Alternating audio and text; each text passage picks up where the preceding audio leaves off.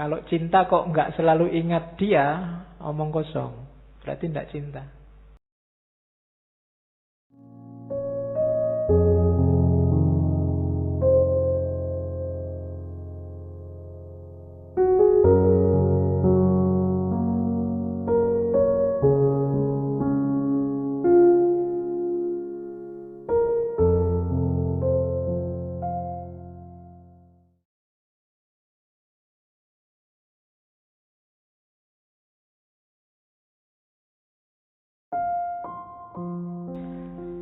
Tanda cinta ilahiyah. Kalau dalam tasawuf tadi 10, tandanya juga 10. Ini boleh kamu jadikan alat untuk nguji pasanganmu cinta beneran apa enggak. Tapi ini maunya cinta ilahiyah sebenarnya. Yang pertama apa? Senang kalau bertemu kekasihnya. Kalau dalam sufi sampai ke level kasyaf. Kasyaf itu terbukalah tabir dan kelihatan keindahannya. Itu kasyaf namanya. Lahirnya syahadah. Jadi senang. Jangan ngaku kamu jatuh cinta kalau sebel ketemu yang dicintai. Atau bosen. Bosen kamu lagi. Ya mesti bukan cinta itu. Apa yang lain tidak ada selain kamu, itu berarti tidak cinta. Ya. Sama temen ya tidak harus pacar sih. Temen juga begitu. Kalau kamu bosen sama temenmu, bosen ketemu kamu lagi, mbok yang lain yang lebih seger. Nah itu berarti belum masuk mahabbah. Cinta itu seneng untuk ketemu, bahkan cari-cari alasan biar ketemu terus. Itu nggak ada apa-apa aja nyari-nyari. Kamu butuh ini nggak? Tak antar mau nggak? Tak antar mau nggak? Ya. Padahal nggak minta diantar itu, ditawar-tawari. Itu berarti ada kemungkinan mahabbah. Terus mengutamakan apa yang dicintai Allah atas apa yang dicintainya. Itu kalau objeknya Allah, kehendak Allah duluan. Jadi kalau sama orang misalnya, kamu tidak mikir kamu suka baju warna apa, tapi pacarmu sukanya kamu pakai baju warna apa. Jadi itu mendahulukan yang dicintai daripada dirimu sendiri. Itu tanda-tanda cinta. Jadi Allah sukanya gimana? Kamu malam sih sukanya tidur, tapi Allah suka loh kalau hambanya bangun sepertiga malam terakhir dan kamu bela-belain bangun. HP-nya kamu alarm. Begitu alarm bunyi kamu bangun, dimatiin lagi tidur. Ya. Ya kan Allah nyuruh bangun malam toh Pak. Ya enggak cuma bangun. Ya. Jadi kehendak Allah. Makanya kan ada cerita sufi itu, suatu ketika naik kapal di laut ada badai. Semua orang panik kecuali sufi ini, tenang, enggak kacau. Waktu mbok sampai orang-orang marah, sampai ini sufi mbok berdoa biar badainya reda, katanya sufi ini. Loh kalau Allah menghendaki ada badai ya biar aja. Emangnya kehendakku sama kehendaknya Allah menang siapa? Ya tetap menang kehendaknya Allah. Ya kita terima aja, enggak apa-apa. Mati kan sudah waktunya. Sakit ya berobat, kan gitu aja toh.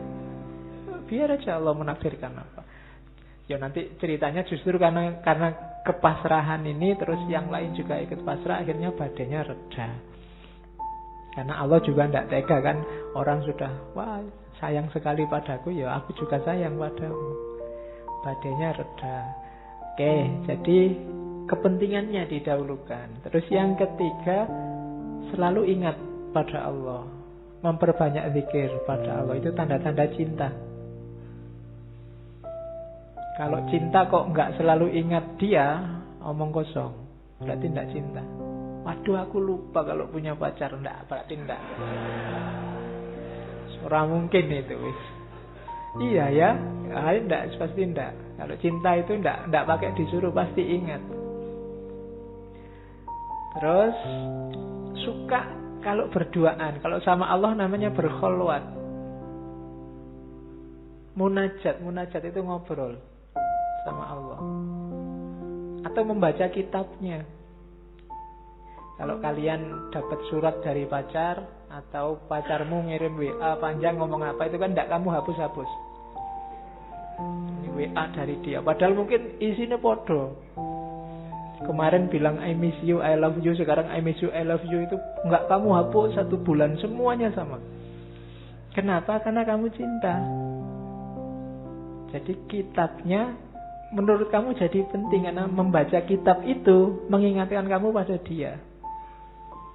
Jadi kalau ada orang Islam ngaku cinta sama Allah tapi males ngaji, itu omong kosong. Tidak mungkin. Kayak kamu kalau jatuh cinta, kok pacarmu ngirim WA terus kamu alah tidak usah dibaca. Buat apa? Itu omong kosong, berarti tidak suka, tidak cinta. Jadi ciri yang keempat, suka kalau berduaan. Ya Pak, kalau ini kan nggak perlu saya jelaskan, kamu paham lah. Mana ada orang jatuh cinta sukanya rame-rame, mesti pinginnya berduaan. Oke, terus makanya yang tidak punya pacar ya kamu toleran kalau ada temenmu baru ya. Lah ya kan, masa malam mingguan pacarmu diapeli kamu ikut ganggu, ikut nemuin, ikut ngajak ngobrol, itu namanya tidak toleran. Oke, mesti ingin berdua ya.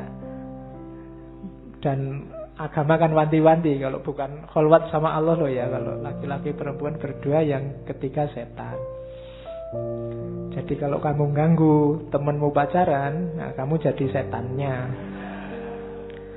Oke, terus yang kelima, tidak menyesal kehilangan apapun asal Allah masih ada.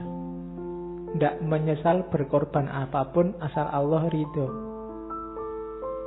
Itu ciri yang kelima. Jadi pacar itu tidak perhitungan. Kalau kamu pacaran kok pas gegeran terus pacarmu bilang, coba diinget-inget, bulan ini aku sudah habis 25.000, traktir kamu saja. Nah itu enggak. Kalau masih apal sampai jumlahnya detail, itu belum cinta, masih negosiasi, masih dagang. Iya, masih belum. Kok masih ingat, masih ngungkit-ngungkit, habis bensin berapa aku?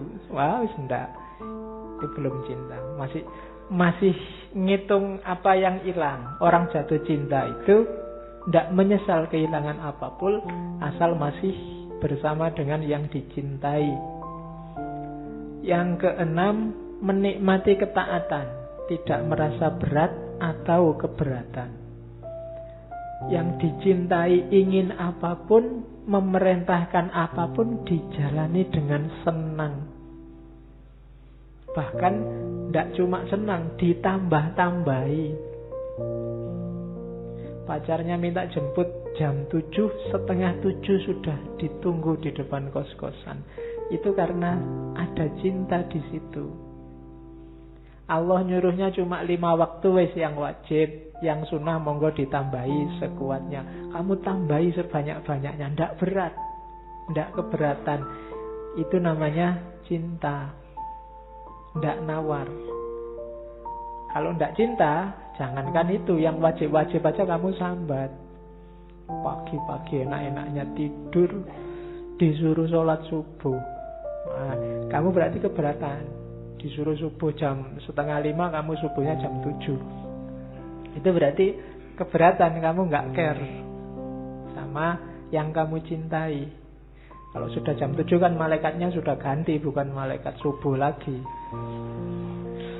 Bukunya sudah disetorkan ke sana, catatanmu nggak masuk sudah. Ya. Yo besok jangan jam 7 lagi, 6:30 lah.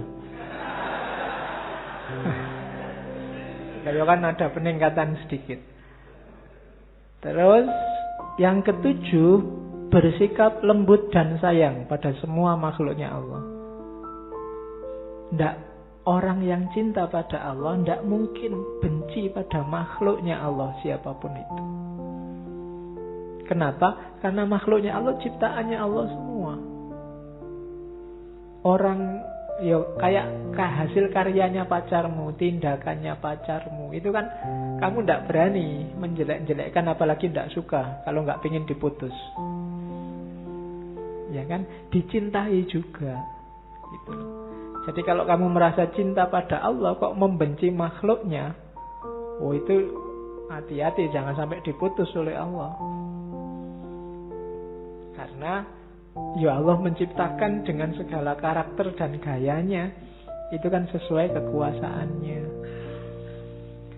Terus yang ke-8, ada takut, ada berharap. Kalau cinta tidak ada khauf, tidak ada roja, biasanya tidak utama dan tidak sempurna. Kamu pacaran kan juga takut diputus, takut pacarmu marah, takut diselingkuhi, takut dan seterusnya. Juga berharap, banyak sekali harapannya. Ya kan, pingin gini, pingin gitu, syukur-syukur besok bisa nikah dan seterusnya. Jadi ada harapan. Jadi berharap sama Allah tapi juga ada takutnya. Ini dua kombinasi yang dua-duanya harus ada. Ya jangan takut saja tanpa harapan, atau berharap saja tanpa takut. Takut tanpa harapan itu nanti hasilnya putus asa. Harapan saja tanpa takut hasilnya sakarepe dhewe. Maka dua-duanya harus imbang. Yang ke-9, biasanya orang jatuh cinta itu cenderung tidak pamer, tidak memamerkan cinta sebagai wujud pengagungan, pemuliaan. Kalau masih pamer, itu biasanya belum mendalam, masih pingin dipuji orang, wah cakepnya pacarmu, mesti gitu. Yang disembunyikan yang pacarnya jelek-jelek mesti. Kok kamu punya pacar tidak pernah ditampilkan di Facebooknya? Itu perlu kamu tanyakan, jangan-jangan kamu dianggap jelek oleh pacarmu. Tapi cirinya memang cinta yang sejati itu hanya untukku, tidak untuk yang lain. Kamu milikku saja loh ya, orang lain jangan sampai tahu. Makanya tidak pamer-pamer. Orang cinta itu ada kecenderungan serakah. Allahku saja, jangan diganggu-gugat. Biasanya itu alamat kamu benar jatuh cinta. Kalau ada orang bisa akrab sekali sama Allah, bisa dekat sekali sama Allah, kamu iri. Aku nggak bisa sedekat itu ya. Itu sebenarnya ada benih cinta di hatimu sama Allah. Kalau enggak ya berarti enggak. Kalau ada orang bisa sedalam itu sama Allah, bisa sampai nangis-nangis sedalam itu, kamu ala biasa aja, enggak lebay. Oh ya berarti kamu enggak ada rasa sama Allah. Orang cinta itu biasanya cemburu kalau ada yang lain akrab sama yang dicintai. Makanya ciri yang ke-9 cenderung disembunyikan. Biar apa? Biar milikku saja. Jadi banggalah, kebalikannya yang tadi ya. Kalau ada pacarmu nggak cerita-cerita, kalau sudah pacaran itu husnudzonlah, sebenarnya dia pingin kamu jadi miliknya saja. Ya suudzonnya tadi, jangan-jangan aku dianggap jelek. Oke, terus yang terakhir, cirinya cinta adalah senang dan ridho pada yang dicintai, meridhoi Allah. Ini yang teorinya agak panjang kan, meridhoi Allah itu. Kalau Allah ridho pada kita itu cenderung lebih mudah karena Allah Maha Penyayang. Kita yang sering tidak ridho pada Allah, kita sering komplain, sering tidak terima, sering kok gini ya Allah, Indonesia ini kok gini ya, itu mengeluh namanya. Tidak ridho pada ketetapannya Allah. Kok bisa ya orang itu menang? Wong sudah kita demo bolak-balik loh. Iya. Gimana orang sekian juta berdoa? Allah ini gimana sih? Itu kamu berarti tidak ridho pada ketetapannya Allah. Orang yang cinta itu ditetapkan apapun oleh yang dicintai, oke, tidak masalah. Itu tanda-tanda cinta. Itulah bagian-bagian dari bab, kalau dalam tasawuf namanya bab mahabbah.